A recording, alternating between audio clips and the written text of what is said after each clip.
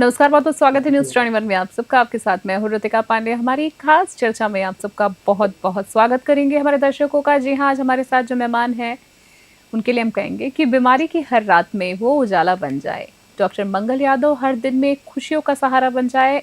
जी हाँ, कुछ ऐसे ही हैं आज के हमारे खास जो मेहमान हैं, क्योंकि आज हम बात कर रहे हैं उनके पेशे के बारे में। आज उनको हम पेश करेंगे। जी हाँ, चिकित्सा और समाज सेवी की कहानी बताने जा रहे हैं, जिन्होंने चिकित्सा, खेल और सामाजिक सेवा के क्षेत्र में अपार योगदान दिया है।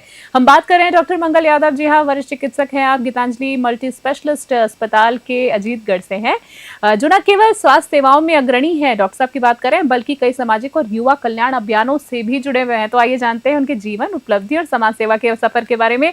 सर, बड़ी ही कहते हैं ना, आपकी जो प्रोफाइल मेरे पास आई, बड़ी ही खूबसूरत आपकी जर्नी रही। पहले तो सर नमस्कार करेंगे आपका और बहुत बहुत स्वागत है डॉक्टर आपका। नमस्कार। नमस्कार मैम। और मैं सौभाग्यशाली हूँ कि आज न्यूज 21 ने मुझे चुना।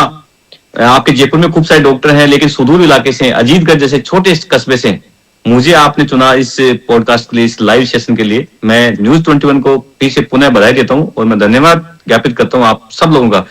रितिका मैम, मैं उम्मीद करता हूँ कि आज ये 10-12 मिनट जो हम लाइव करेंगे बहुत इंटरेस्टिंग होने वाले और बहुत मजेदार, और निश्चित रूप से कुछ कायाकल्प होने वाले, कुछ फ्यूचर के प्लान्स और युवाओं के लिए विशेष रूप से ये आकर्षित करने वाले 10 से 12 मिनट होंगे। क्या बात है, क्या बात है।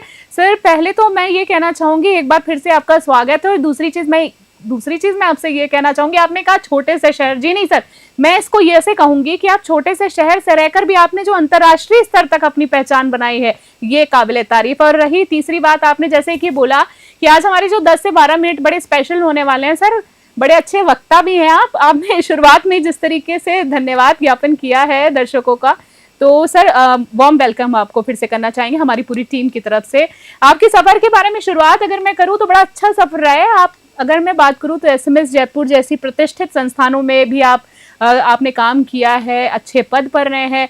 अब मैं बात करूं गीतांजलि अस्पताल के बारे में, तो दुनिया भर में इसकी एक कह सकते हैं अलग पहचान है, छाप है। तो गीतांजलि मल्टी स्पेशलिस्ट अस्पताल जो है अजीतगढ़ में, तो आप वरिष्ठ चिकित्सक हैं वहां पर। क्या कुछ वहां पर सेवाएं जो हैं, स्वास्थ्य सेवाओं में सबसे बड़ी चुनौती आपके सामने रही है? अनुभव कैसा रहा है पहले का भी?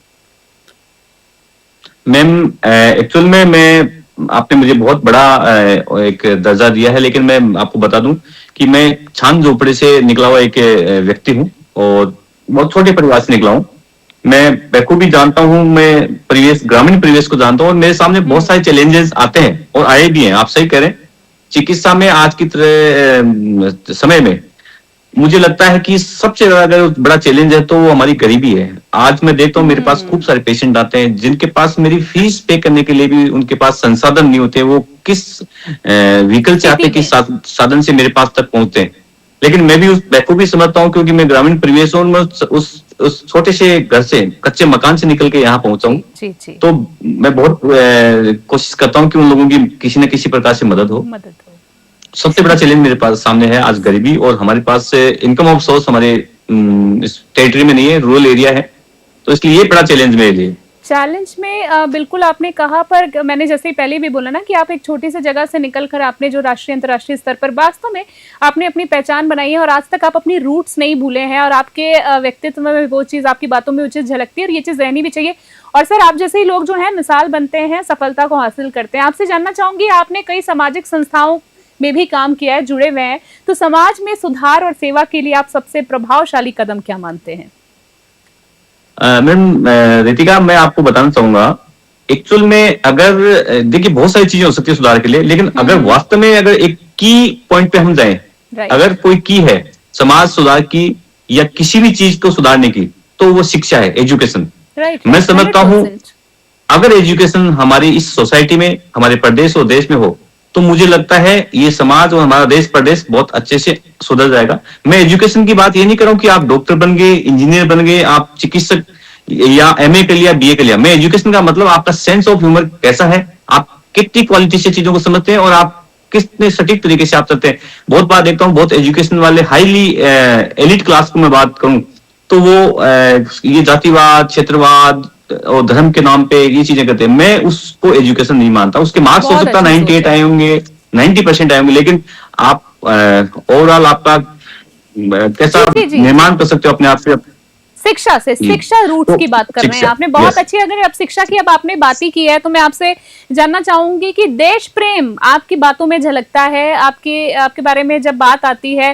सर, एक विजुअल देख रही हूं मैं अभी, तिरंगा रैली। जी हाँ, इसके बारे में जानना जी। चाहेंगे। प्रतिवर्ष आप तिरंगा रैली कराते हैं, साफ तौर पर अभी टीवी चैनल पे भी दर्शक देख रहे हैं, इसके बारे में थोड़ा बताइए सर। हुजूम उमड़ा पड़ा है, लाखों लोग जो है साफ तौर पर देख रहे हैं, लोग ट्रैक्टर से आ रहे हैं, पैदल आ रहे हैं। मैडम रितिका, मैं आपको बताना चाहूंगा, मैं जब छोटा बच्चा था तो मैं स्कूल की तरफ दौड़ता था 15 अगस्त और 26 जनवरी को। उस समय तिरंगे हमारे हाथ में नहीं होते थे और हम बहुत एक दूर से एक आवाज सुनते थे, ए मेरे वतन के लोगों। तो गूज प्लेस, वो रोंगटे खड़े होना, वो देश प्रेम उस वो बचपन मेरे के समय अभी से भी मुझे आज तक मेरे दिल हो में, रहा है और जी, हार्ट बीट मेरी इतनी इनक्रीज हो जाती थी। तिरंगा वो देखकर। सपना, वो तिरंगे के प्रति सम्मान, समर्पण उस समय बिल्कुल। बचपन से है, आज भी है और हमेशा जिंदा रहेगा। तो मैंने इसको डिसाइड किया कि मुझे इस तिरंगा को हमेशा इसके प्रति, देश के प्रति, तिरंगे के सम्मान के प्रति क्या प्रतिवर्ष बात है। कार्यक्रम करना चाहिए। और ये कार्यक्रम मैं नहीं करता हूँ, मेरे श्रीमाधोपुर के युवा यहाँ के करते हैं, आसपास के परिक्षेत्र के युवा करते हैं। हम शेखावटी क्षेत्र से बिलोंग करते हैं, हमारा सीकर जिला है, एडजोनिंग हमारा जयपुर जिला है। तो यहाँ के युवा, आसपास के युवा, स्पेशली श्रीमाधोपुर के युवा इस तिरंगा रैली को करते हैं। मैं सिर्फ उसका एक साथ चलने वाला एक व्यक्तित्व हो सकता हूँ। तो मुझे खुद को अच्छा लगता है कि वो युवा मेरे साथ चलकर ये तिरंगा रैली को पूरा कंप्लीट करते हैं और ये मेरी बचपन की उस याद को फिर से ताजा करते हैं। एक अच्छे लीडर की मैं ये मानती हूँ कि एक अच्छे लीडर की यही एक निशानी होती है जो आपकी बातों में झलक रही है, कि आप उसमें अपने आप को एक छोटा सा हिस्सा मान रहे हैं, पर दर्शकों को बताना चाहेंगे कि हिस्सा नहीं है, प्रतिनिधित्व कर रहे हैं। बड़ी बात है अपने आप में। एक राज्य स्तरीय, सर राज्य स्तरीय खिलाड़ी भी हैं आप, खेल संस्था से जुड़े व्यक्ति भी हैं, तो युवाओं को खेल और फिटनेस के लिए आप कैसे प्रेरित करते हैं, दर्शकों को बताना चाहेंगे। सिर्फ वरिष्ठ चिकित्सक नहीं है आप। मैम रितिका, मैं आपको बताना चाहूंगा कि मैं खिलाड़ी कैसे बना। बिल्कुल, मैं बहुत हमारे सही। हम एक्चुअल में खेतीहर लोग हैं, मेरे पिताजी खेती करते थे। जी, तो हम खेत में अगर हमारे आवारा पशु या हमारी गौ माता या कोई कुछ आते थे तो उसको बाहर करने के लिए भागते थे, दौड़ते थे। उस दौड़ में इतना एक्सपर्ट हो गया था मैं। तो मैं एक ही कहूंगा युवाओं से कि आप किसी भी बहाने दिन में 3 से 4 मिनट, 5 मिनट तक दौड़ें। मुझे लगता है कोई अगर स्पोर्ट्स में है, किसी खेल में है, तो उसको अच्छे से दिल से करें। लेकिन अगर कोई स्पोर्ट्स में नहीं है और सिर्फ एजुकेशन या शिक्षण की योग्यता हासिल करना चाहता है, उसको भी 3 से 5 मिनट दौड़ना चाहिए। प्रत्येक युवा को जो सक्षम है, अगर हो सकता है शारीरिक रूप से वो कुछ सक्षम नहीं हो तो अलग बात है, अदरवाइज 3 से 5 मिनट उसको दौड़ना चाहिए। उससे उसको फिजिकली फिटनेस के साथ साथ मानसिक रूप से भी वो मजबूत होगा। अगर कोई मानसिक फिटनेस देता है तो वो श्रम देता है। आप अगर दौड़ करते हैं, आपकी शरीर की एक्सरसाइज करते हैं, तो आपकी मांसपेशियों के साथ साथ आपके दिमाग में भी हार्मोन का लेवल इस लेवल पे होता है कि आपकी याददाश्त अच्छी होती है, आपकी मेमोरी बहुत अच्छी होती है, शार्प हो और आप जाती है। कॉन्सेंट्रेट। बिल्कुल बिल्कुल बिल्कुल सर। सर, विजुअल में हम देख पा रहे हैं बहुत सारी, एक कह सकते हैं ना, जो भीड़ है जुटी हुई है, पर हमारे दर्शकों को बताना चाहेंगे एक क्षण आया था हम सबकी जिंदगी में जिसने हम सबकी सोच को और जीवन के महत्व को सिखा दिया था। जी हाँ, कुछ लोग समझ गए होंगे, मैं बात कर रही हूँ कोरोना काल की।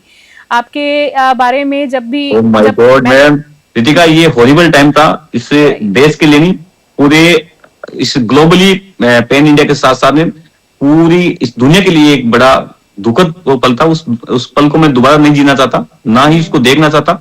और मुझे लगता है आप सब लोग, दर्शक जो देख रहे हैं, ऐसे पल को कोई देखना नहीं चाहेगा। न्यूज चैनल आपके न्यूज 21 को हम देख पाते थे, अखबार न्यूज़पेपर वहां आते थे, तो हर देश विदेश की ऐसी कहानियां होती थी कि लाशों को हमारी जगह नहीं मिलती थी और हॉस्पिटल में बेड नहीं थे, ऑक्सीजन हमारे पास नहीं थी, दवा रेमडेसिविर, हमारा इंजेक्शन नहीं था। लेकिन उस समय मुझे लगता है इस प्रदेश ने, स्पेशली भीलवाड़ा मॉडल हमारा जो हमारे प्रदेश ने जो दिया, वो पूरे देश में बहुत अच्छे से इम्प्लीमेंट हुआ। और मुझे लगता है हमारी देश की सरकार ने और हमारे प्रदेश की सरकारों ने बहुत अच्छे से इस कोविड को मेंटेन किया और बहुत अच्छे से उसका अच्छे से निर्वहन किया। मुझे लगता है उसके साथ साथ में प्रदेशवासियों का, स्पेशली जो भामाशाह थे, उनका योगदान बहुत अच्छा रहा। काफी लोग इसमें खुलकर सामने आए, किसी को फूल पैकेट खाने देना। भामाशाह की बात की, पर यहाँ मैं बात आपकी कर रही हूँ सर, कि बिल्कुल बिल्कुल हम मानते हैं भामाशाहों ने, सबने योगदान दिया। जिस तरीके से लोगों ने अपना घर उसी बेचकर कड़ी भी। में रितिका मैं बताना चाहूंगा, उसी हाँ कड़ी में प्लीज। एक छोटा सा व्यक्ति मैं भी था कि मैंने भी फूड पैकेट बांटने का काम मैं आप किया, ही की मैंने बात भी कर रही हूँ लोगों में सर, मैं चिकित्सा आप ही देने की का बात काम। कर रही हूँ कि आपने, हमारे दर्शक को बताना चाहूंगी, इन्होंने बढ़ चढ़ कर जितना सहयोग कर सकते हैं उससे ज्यादा, पूरी इनकी बात की हिस्ट्री है हमारे पास, पर सेशन का टाइम एक लिमिटेड होता है सर। कैसा, अब क्या कैसा लगता है सर, आपने बहुत ज्यादा सहयोग किया है, क्या वास्तविकता थी उस समय की, और अब कैसा लगता है जब वो समय निकल गया है तो? नहीं, मुझे बहुत अच्छा लगता है कि मैं इस धरती पे आया हूँ, तो मुझे मौका मिला और उस मौके को मैंने अच्छे से कोशिश की मेरा 100% देने की। और ईश्वर ने मुझे शायद इसलिए भेजा है कि मैं पीड़ित मानवता की सेवा करूं, और जो नीडी पर्सन है, नीडी और पुअर के लिए मैं बना हूं।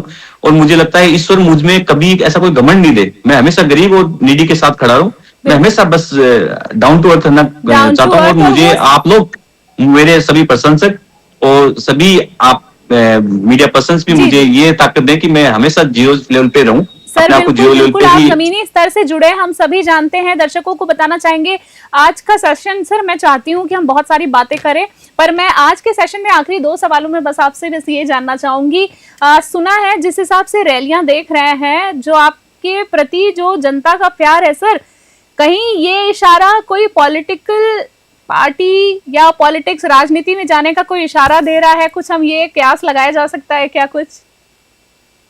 देखिए मैम, रितिका, मैं आपको बताना चाहूंगा, कहीं आप तिरंगा रैली से राजनीति को नहीं जोड़ें, क्योंकि वो तो मेरे दिल में है और वो मेरे मैं आपसे वही अंतिम पूछना सांस चाह तक रही थी। तिरंगा और देश के प्रति समर्पण प्रेम रहेगा। हाँ, ये हो सकता है कि मैं जब इतनी दौड़ धूप करता हूँ, जनता के जी बीच जी में जाता जी हूँ, जी जी तो कहीं ना कहीं मैं पॉलिटिशियन जरूर हूँ उसके साथ में, डॉक्टर होने के साथ साथ में एक सामान्य व्यक्तित्व के साथ में, स्पोर्ट्समैन के साथ में, एक जी छोटा मोटा जी जी राजनीति के भी अपने आप को मैं स्टेब्लिश करना चाहता हूँ।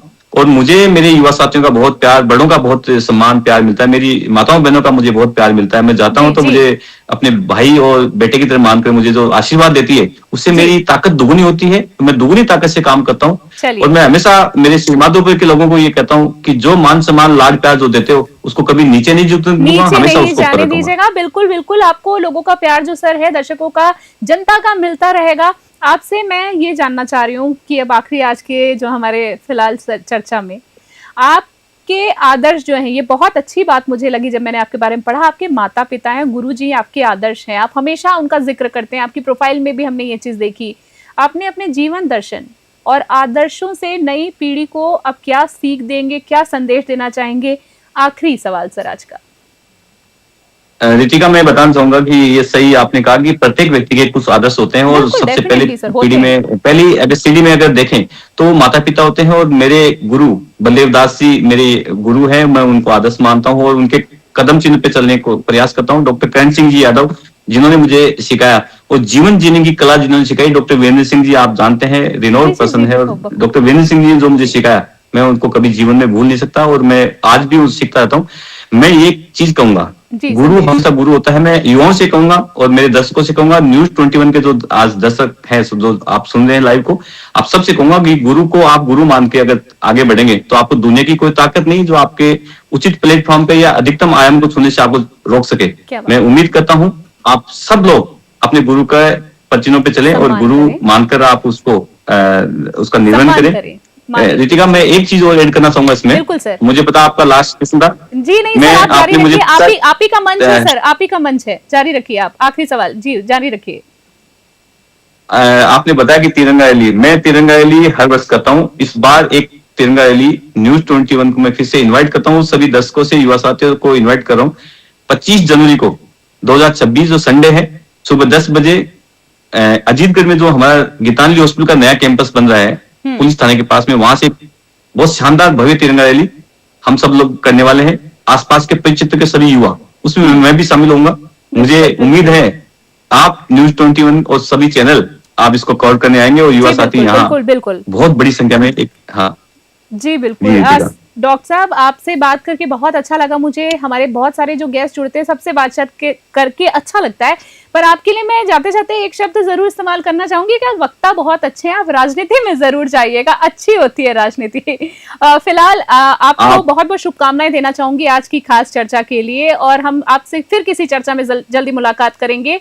आपके उज्जवल भविष्य की और स्वास्थ्य की अच्छी कामनाएं हमारी तरफ से। बहुत बहुत धन्यवाद आज के लिए। तो आज हमारे साथ डॉक्टर मंगल यादव जी थे। जी हाँ, जिसकी आपने सुना, उनकी कहानी जो है हमें ये सिखाती है कि एक समर्पित चिकित्सक ना केवल अपने पेशे में उत्कृष्टता दिखा सकता है, बल्कि समाज के हर वर्ग के लिए प्रेरणा और मदद का स्रोत भी बन सकता है। उनकी चिकित्सा सेवा, सामाजिक पहल और युवा प्रेरणा के प्रयास आज भी अजीतगढ़ और आसपास के क्षेत्रों, देश दुनिया में बदलाव ला रहे हैं। हम उम्मीद करते हैं कि उनकी इस मिसाल से और लोग भी समाज के प्रति जिम्मेदारी और सेवा भाव अपनाएंगे। तो आज की हमारी खास चर्चा में फिलहाल के लिए इतना ही। देश और दुनिया की बड़ी खबरों के लिए देखते रहे और बने रहे News 21। फिलहाल के लिए जय हिंद, जय भारत।